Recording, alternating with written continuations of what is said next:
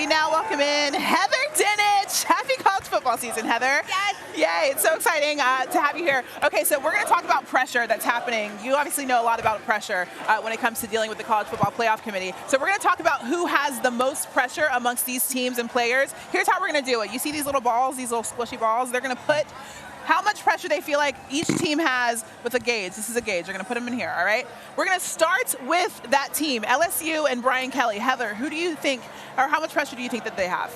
All right, so when I talk about Brian Kelly, I'm going to give him a lot of pressure, not because he's on the hot seat, because he's not on the coaching hot seat, but because he put this pressure on himself this offseason when he said, I have a defense capable of contending for a national title. I'm not done yet, Oh, wow, I'm like, where are we going here? And when he said, I want to win a season opener. So I'm gonna put some pressure on Brian Kelly. We going like, up a little more. Are we 75%, 75, like 2/3? Yeah. 2/3? Because listen, he can afford to lose this game, still be in the college football playoff. Let's talk reality here for a second. 11th toughest schedule. He can make a comeback.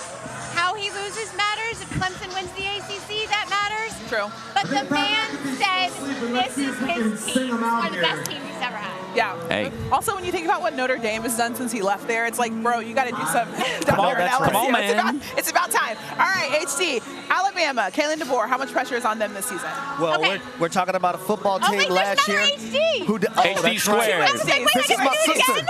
HD squared. That's right. Okay, you're good. So we're talking about a football team who did not make the college football playoffs last year. Kalen DeBoer had to follow a living legend in Nick Saban. One of the worst things that anyone could possibly do. But with that being said, because they lost to Vandy, because they lost to Oklahoma when they should not have last season, you talk about pressure. What do you mean, how much pressure? Throw it in that. How much pressure? All the pressure. We're going to fill this bad boy up. Oh. Now, let me also say this. Alabama plays Florida State. Could you imagine what the stories are going to be if they get upset by the Florida State Seminoles? Yeah. Not good. Extreme pressure, pressure to the maximum. Kalen DeBoer, figure it out. I will say this. One thing I do love about their team this year, he has his offensive coordinator back, Ryan Grubb. Yep. Looking forward to seeing how that offense trickles out with all the players that they have. Offense, Jam Miller coming back to the running back position, Isaiah Horton transferred, Ryan Williams, one of the best wide receivers in the country. But the pressure is definitely up. You talk about pressure cooker. Yeah. The pressure's on Kalen DeBoer. Oh, yeah. Yeah, you can imagine those Alabama fans. They want him to perform. All right, Bill Belichick. Yeah.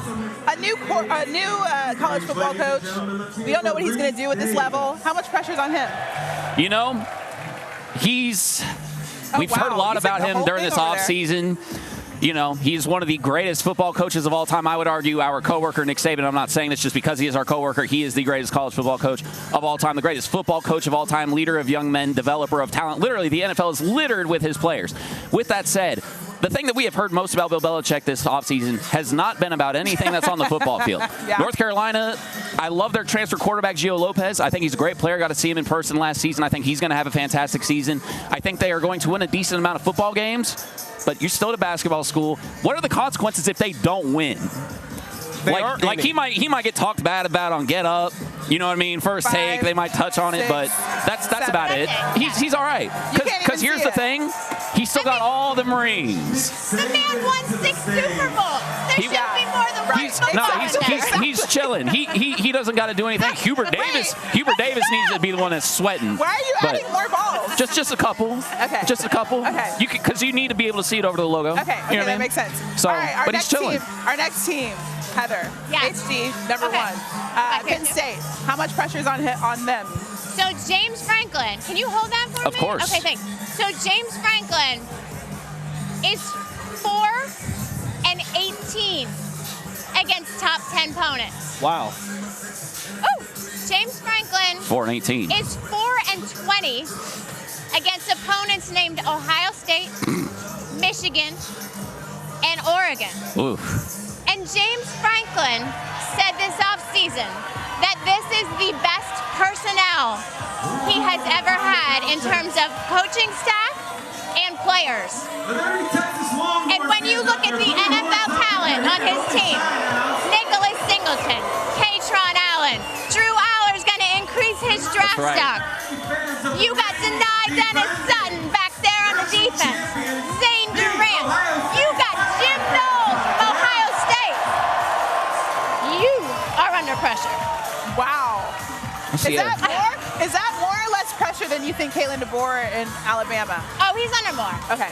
Nationally, I think he's under more. Okay. These Alabama fans, yes, but Fair All right. enough. Hopefully James Franklin can do Coming something back. a little bit different this We gonna season. see. And finally, the eyes of Texas are on the Longhorns. How much pressure's on them, HT? So, I'm not going to say the pressure is on the Texas Longhorns.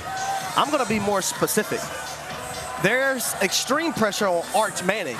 He has the most pressure of anyone in college football, player and coach. Number one, his last name is Manning. Right. Number two, Texas had been to the college football semifinals 2 years in a row.